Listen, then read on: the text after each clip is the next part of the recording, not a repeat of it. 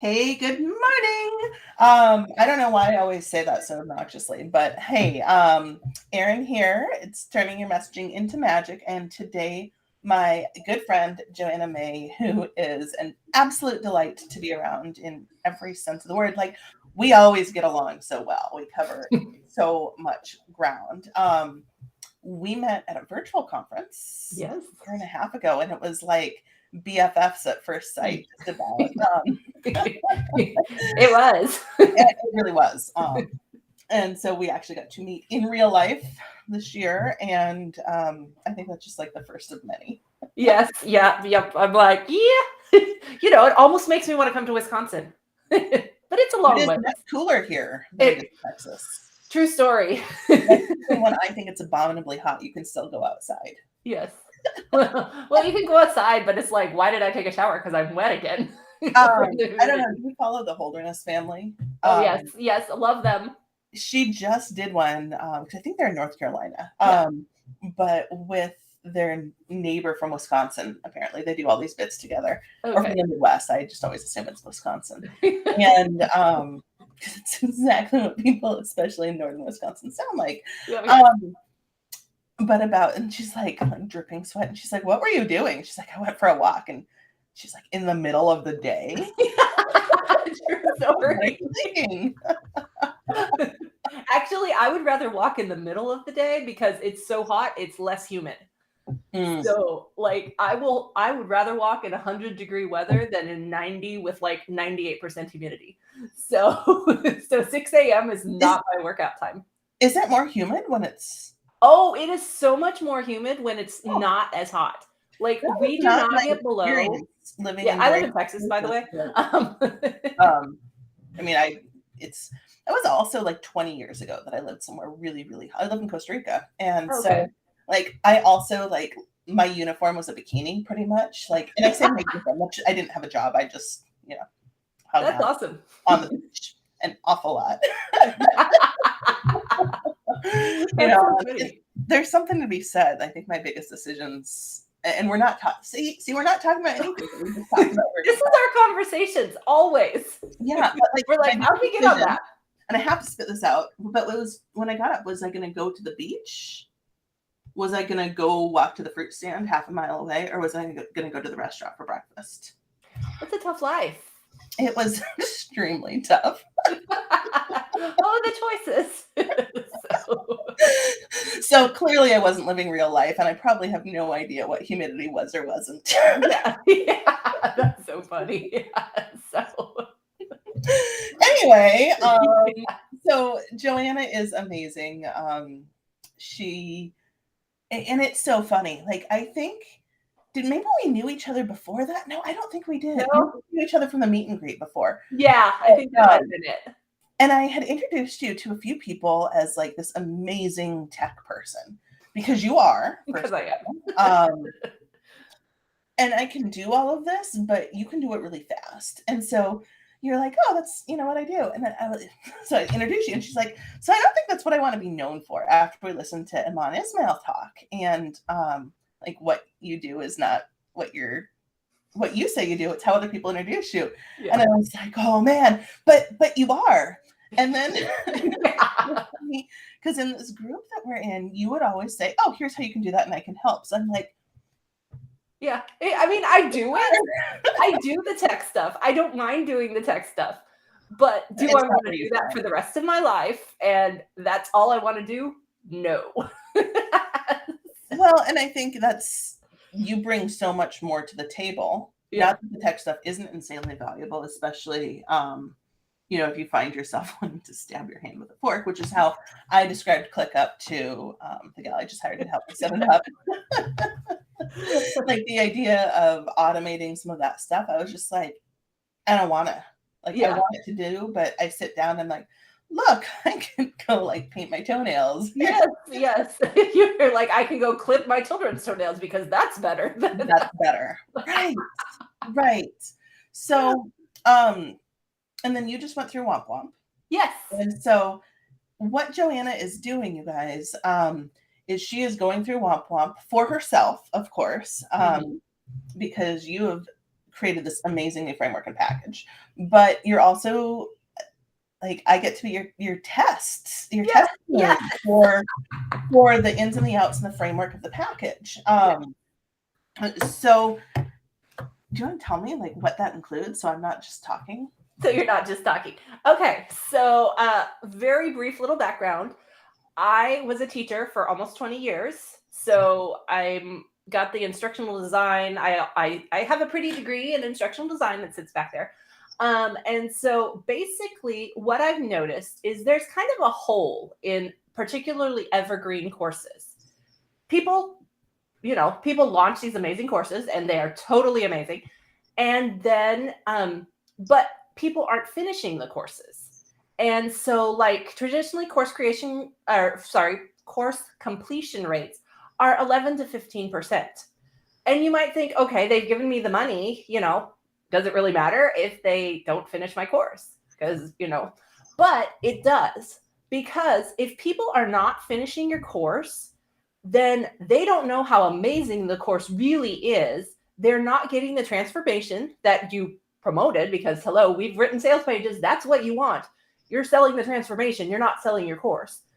And so they're not getting that transformation, but then they don't tell their friends about your course, and they're less likely to buy from you again. There are those amazing course creators that you like, oh, their courses are spectacular. Just take my money. Just take it. Right. And because you've achieved some sort of transformation, you've gotten the transformation. And so I want to help course creators be those people, all of them, because people know so much and they can share so much. And so I use the instructional design, but then like you talked about the tech, I can use email marketing and email automations to create a more live type experience or a more cohort experience through instructional design and email marketing for your evergreen course. So basically what happens, and this is the process that we're working through with Erin, it starts with a course audit, and I look at your course, and then there are some instructional design basics that I look for in the course. And there's actually, Erin has a link for that you can use to get like my layout of the instructional design thing. And that is in the description of this. Oh, awesome. So people should have access to it as we're speaking. Great. Then certainly not. Yes, that's perfect. Yeah. Yes. So it's hard for me to say off the top of my head, and I'm not, because we all get it wrong when we try to say links out loud and stuff. Okay. So yeah. So I look at your course, I make some recommendations to make it kind of just tighten up on the instructional design stuff. Because your content is never a problem. I mean, I look at the analytics of your course. Mm-hmm. And like, where people are finishing, where they're getting stuck, different things like that, depending on your software. If, you might know that, but then your platform might also give you that information. So I can look at that and be like, oh, there's a bunch of people that get stuck here. There's some sort of issue. And then I look at the emails that you've sent for the course. I call it the course life cycle. And all of that happens after they've bought the course. So the course life cycle, that we have the onboarding. We have getting people in the door isn't the problem. Right. It's keeping them in. Back out the door. Yeah. Keeping them in and getting them to finish. Yeah. So we've got onboarding, because we talk about onboarding clients, and we talk about, when we purchase from a different business, they onboard us. We start a new job, they onboard us. But courses quite often don't have a lot in the onboarding sense that can really set people up for success. And so we look at the onboarding, we look at the in-course sequences, any sort of automations that you have in place, any emails you sent, maybe they're not automations. Maybe they're just emails that you send when people are going through your course. And then what happens after they finish? Because that's where the magic happens. Right. Because that's where you say, okay, we've finished this. This is the next step. So it might be a sales sequence. It might be, hey, do you have some friends that could benefit from this course? It could be getting a testimonial. All of those things are very powerful. And if you're encouraging people sometimes will give testimonials without prompting, but quite often they won't. And so then that's when they realize, oh, you asked me to write a testimonial. I wrote a testimonial and it's amazing. Like, this course is amazing. I need to tell other people. So it's almost like that reflective work gets people to realize it. So we look at all that. Then the second step after the audit, we talk about that, make some recommendations, stuff like that. And then we move on to actually developing these automations. Sorry, she's asked me to sing Twinkle Twinkle Little Star in Spanish. I don't know that one. I'm on a... Oh. Can you... I know, she's going to serenade you, speaking of... Oh, well, thank you. I used to know that song, but I don't anymore. I don't know it in Spanish. Well, I might. Yeah. Here you go. Go take the second over there, okay? And then I'll be right with you. Yes. She Okay. Go see if Alexa can do it. Yes. Sorry, I did not mean to interrupt you. Oh, no worries. Yeah. So then, I mean, you can always be interrupted by cute kids singing Twinkle Twinkle Little Star. So, I'm gonna have to look it up and see what it is in Spanish. Yeah, I used to know it because when I took Spanish, that was you knew all those songs. I should know this, but yeah. Yes, puedo hablar en español, pero no hablo mucho. Sí, hace mucho tiempo y lo hablo mejor cuando tengo una cerveza. Ah, muy bien. No me gusta cervezas. No? Oh. Me gusta margaritas. Así no puedo beber. Oh, lo siento, mija. Anyway, this didn't take a total left turn. Somebody's going to stumble across this and be like, what's with the two white chicks talking Spanish? With terrible gringa accents. Yeah. True story. So anyway, so then we developed the email automations, and I have a whole framework. It's called the course success framework of like the emails that you use. What? It's awesome because I've seen you spelling this out as you go through the course. Yes. Yeah. Well, with Copywriter Club right now. And so you did part of it there. Yes, in the accelerator. The rest of it is really coming through out of like now that you're actually having to explain it to people on your website. So, exactly. Because it's not something that anyone talks about. It's not, I mean, I'm like, what do you do after somebody buys a course? And there's nothing. I could not find it. I'm like, can you think of anyone that does anything similar? No, I haven't. I know several people who help create courses, several people who build the funnels, which I love doing, by the way. See, I'm not so much, I can do the sales sequences. I don't love them. So. I love them. I love the sales pages. I love figuring out the event and the cadence and those pieces. But you're the first person that has really talked about, not so much about completion rates, but how to actively optimize them. Yes. Arasi, she talks a little bit about it because she's a former teacher, HR. I mean, she's done all this amazing stuff, but she talks about it a little bit, but not to the degree that you have. I think her approach is more gamification. Yes. To make it work. But no one else is doing what this is, and it's so needed. Yeah. And I mean, honestly, yes, you can put like motivating things inside platforms, but if they never go to the platform, they don't see that. Whereas with email, it's getting in their inbox. I mean, yes, you can't guarantee that they're acting on it, but that's why you need some, that's why you need some copywriting, good solid copywriting to go with it. So. Right. Yeah. Well, and I think, to your point, 10 to 15% is a really low number. Yeah. And I'm looking back, I think probably Womp Womp is about 25 to 30, but I would love for that to be 80 to 90. Yeah. And I mean, these are people that They bought it for a They reason. bought it. They bought it for a reason. They want the thing. But then there's kind of a disconnect because it takes motivation on their part. Sometimes people do not have what they need to set themselves up, to set themselves up for success. If they're not fully motivated, they're not going to do, the whole self motivation, the whole, hey, there's nobody telling me what to do. That's lost. Like, so many people don't have that.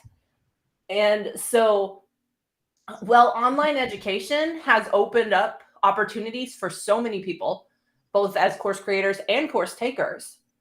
Mm-hmm. Not everyone knows right off the bat how to be a course taker and do it successfully. Right. And so yes, it sucks for the course creator that they're like, I made this great course, and you did. And but sometimes somebody needs a little more. Well, and I think email provides that. The other thing is, if you are doing something for the first time, people still need to hear it more than once. They need to see that you're committed to this. So I make no secret. The first time I launched this, it was crickets. It also had a terrible name. It was like, the 6 week. Write your website in 6 weeks. And then it obviously has become 21 days or 8 weeks. Yes. Yes. But but people have to hear you doing it multiple times. You can have the greatest thing in the world, but if you don't have a platform or people who are going to be brand evangelists on your behalf, right? Then, so how do you get those brand evangelists? How do you know that it's? How do you validate it? How do you get that? And I think that's, to your point, the validity of optimizing it for. I lost my train of thought mid-sentence. That's the important thing. So what does that? Each of the letters in success has a meaning, right? Yes, it does. Okay. Oh goodness, now it's like a test. Okay. No, putting you on the spot, because that's the worst. People are like, "What? Who's a what?" And I'm like, "So I changed the E." Yes. No. Okay. So the first one is strategy for success, and so what that is, basically, I look at your course, and we develop a strategy to help people succeed. I call it the roadmaps. And so there can be a slow roadmap and a fast roadmap. Like you said, the 21 days and the 8 weeks. And basically you let people know what they're, like you set them on a path. They get to choose. Are they going the fast route or the slow route? And so because of the way email marketing works or email automations work, they either have to be triggered by events, or they have to be triggered by dates. For a lot of platforms, there's not the ability to connect it, so they're triggered by events. Ideally, triggering them by events would be better, so that when someone hits this point, they get the next email. Or when someone doesn't hit this point after a certain amount of time, they get the next email. But time-based, I can look at it, we can share the plan, and then we send the emails based on the amount of time. So does that make sense? It does. I'm like, all right, you're going to help me do this, right? Yes, yes, I am. Yes, I am, because that's part of my magic. Because I do the instructional design, I do the email, and as Erin said earlier, I'm the tech person. So I set it up. We get it, we go through the copy, and then I set it all up for you. So it's not like you're hiring different people to do the different parts. I do it all. And I used to think that was like a negative thing, but well, it can't. It's hard, right? Yeah. Because same from a copywriting and marketing perspective, right? Yeah. Like I can do it all. Yeah. I don't always. I don't do it all for everyone. Yes. Yeah. But the other thing is it allows you to coach, and it allows you to go in and do these fine-tune audits. Right. Yes. And then you can say, this is what it's going to be, or it's something that you could theoretically outsource. Right. Yeah. And for me, I do enjoy, I'm a little bit of a control freak, and then I can make sure it gets done correctly. So my U is for understanding the customer, and knowing kind of what they're missing, or what, helping them know how to succeed. So emails, lay it out explicitly. I was not drinking earlier, but but sometimes my mouth. So it's funny. Some of my favorite covered cups. This is actually a beer koozie, but it has a lid. So I like it drinks into it. But I also have a covered wine glass that I use a lot of the time for my morning drinks because I have to have a cover. I have to have a lid, otherwise. Yes. I'm not drinking. I never am at 9 a.m. Yes. Tuesday, Wednesday, and Thursday. Yes. Yeah. That's funny. So yes, no, I drink out of my water bottle. It's right here all the time. But yes. So yeah. So understanding what they need. I'm like, what? Wait, what was I talking about? I made 2 letters. I made it to lay it out explicitly. Yes, that's it. It's so sad. Right there with you. And now I've completely blanked what my other letters are about. It's where you were going was like when you lay it out explicitly in an email. Yeah, so they can get the cues and.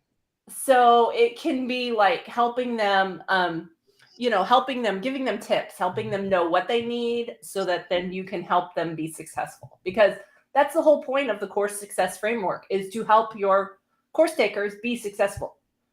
So, and obviously it'd be awesome. Success, yeah. What? Yes, yeah.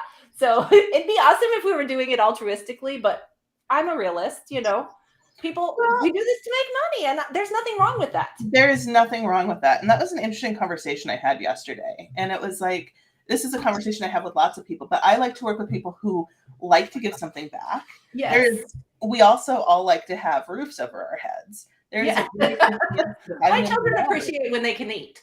And they do a lot. Right. Like if I won the lottery, and probably if you would do something very similar. Different projects, but yeah. No, I totally support. I mean, yeah, we gotta make money because we gotta eat. So yeah, I now pulled up my cheat sheet so I can look at my letters. So the third step, the first C, and success is a long word. So the fact that I could get something for everything, I was very proud. So the first C is for checking in on their progress. So because conversations are two-way streets and emails can, kind of replicate that. They might not answer, and that's okay. But at least they know, oh, this person is checking in with me. And they can, if they're having a problem, they can let you know. And if you're more accessible, then you sent them the receipt when they purchased, and then not much else. It doesn't feel as accessible. Right. So, yeah. So then, of course, celebrating as they reach different points. Again, it would be awesome if it could be triggered by behavior, so they actually are reaching those points. But even a time-triggered celebration is something to recognize. Hey, and it can be a reminder too, because I'm not there. Because so Erin has those in Womp Womp, and I don't think I hit any of them. It's okay though. I mean, that's It's designed so that if people are hard hitting and they want to knock it all out, you can. Yeah. And, I mean, you have to. Yeah. And that's why behavioral triggers are better. So when they hit, hey, they finished this, this part, this module, we could send it to them, but again, not all platforms have that capability. So what in your experience, and this is something that I failed at, but I wanted to convert Womp Womp to Evergreen, and there's 2 things that happened. The first is that I got really busy. Yeah. Really, really flipping busy, and I wasn't doing my job to promote it because, and I think that's the truth, is there's no such thing as truly passive income. Yes. You have to work really hard to take something to that point. But the flip side is that I didn't do the back end. I didn't set it up to be as successful Evergreen. So what would your advice be, completely altruistically, because I'm not asking for myself at all? What makes a good shift from cohort to Evergreen? And is there a really good way in your experience to do both? To do both. Well, okay. So To what alternate makes the yeah. shift back and So forth. what makes a good shift, I think, is having the stuff in place, having it so they can still get some of the experience Mhm. of the cohort, which again, I preach that it can be done through email, Mhm. and it can, but it has to be it is helpful to know the data. So for me, data makes a big difference. If I can see, like I look at, course completion rates, if I can see, 60% of the people get to the end of module 1 and they stop. I wonder what's happening there. And that's where the email automations come in and be like, hey, What's going on? yeah, what's going on, or giving them extra tips, giving them, you got to the end of module 1, yay, let's focus on module 2. So kind of the time-based experience, like you talk, 6 weeks, do it in 6 weeks. They can still do that with, particularly if they choose whether they're going to go the fast route or the slow route, then the stuff is timely, because that's, Right. It's not like, oh, I'm not there yet. But and I guess that's the challenge of cohort driven, because it is. And even if you're behind, you still it's harder to tailor that because you want people to get information based on. Yeah. So Yeah. that's, that's what I would say. 2 automations. Would you have one that's going The fast route and the slow route? Yes. well, no, I'm not even thinking that, but like, so you would have a cohort specific one. Yes. So when you're launching for the cohort, that has one tag. And then you change the tag for everything. Yeah. And so it would launch a totally different automation. Yeah. And again, there could be multiple automations. There could be an automation for people that are on the 21 days and people that are on the 8 weeks. And my ultimate goal instead. Yeah. So that's why I said those. So not because I think everyone's course should be finished in 21 days or 8 weeks, because some should not. Some can be finished in an afternoon. Well, similarly, some takes a much longer time frame. How many years have I been in copy school now? Right? Speaking of, well, and I bought it because it was a really good deal in 2020. Yeah, I did too. It was a no-brainer. Have I been through most of it? Sorry, Joe. No, I haven't. I got really busy. Yeah. And I love it. Like when I have time, I go in and I do, I've done the emails, I've done the brand voice. So I've done some of it. But I know like that is not, but like, okay. So Copy School, for those of you that are not familiar, I'm not an affiliate. I love Joanna May, and not just because she has a cool name. So like, it's really intense, but potentially there could be different routes for their different. So like, like they developed the roadmaps that are amazing, but there could be different routes for people to feed in the automations that go with it. Right. So like, hey, I signed up for the email marketing one, so there could be emails that follow along the email marketing path to encourage people to finish that one. Have you pitched her yet? No, I have not. Because I think of it and I'm like, oh my gosh, I can't talk to her. She's, so, but yeah. And she's never given off like that kind of vibe, because I know her so well. But I do random things, like I have Shanti Zach send me DMs and stuff like that. I'm pretty cool. But you are extremely cool. Well, this is fascinating. You know your stuff. It is a delight to so in the info box, for lack of a better word, in the description here, people have access to your email, or not your email, your website, my website, your LinkedIn, and your the specific link to the blog post where you're talking about this. Right. And can you talk a little bit before we kind of conclude things, what they can get from that blog post? Okay. So the blog post, again, this is like, because of the whole thing, it's a lot. So like on my website, you can also look at the rest of the course success framework, because I got through 3 letters. So that's at the top. But so on the instructional design one, it talks about what like the areas of instructional design that I focus on in a course. So like if I'm working with someone on a course and I go through it, I look at the lesson objectives. So I make sure that the module objectives match with the course objectives, but then also that the stuff in the modules match with the objectives for that module. Because quite often there can be a disconnect. Usually a disconnect of some kind, because what you think is super clear. Right. So so then other things I look at are the sequence of the course. So like, does it make sense? Or sorry, the structure is first. The structure.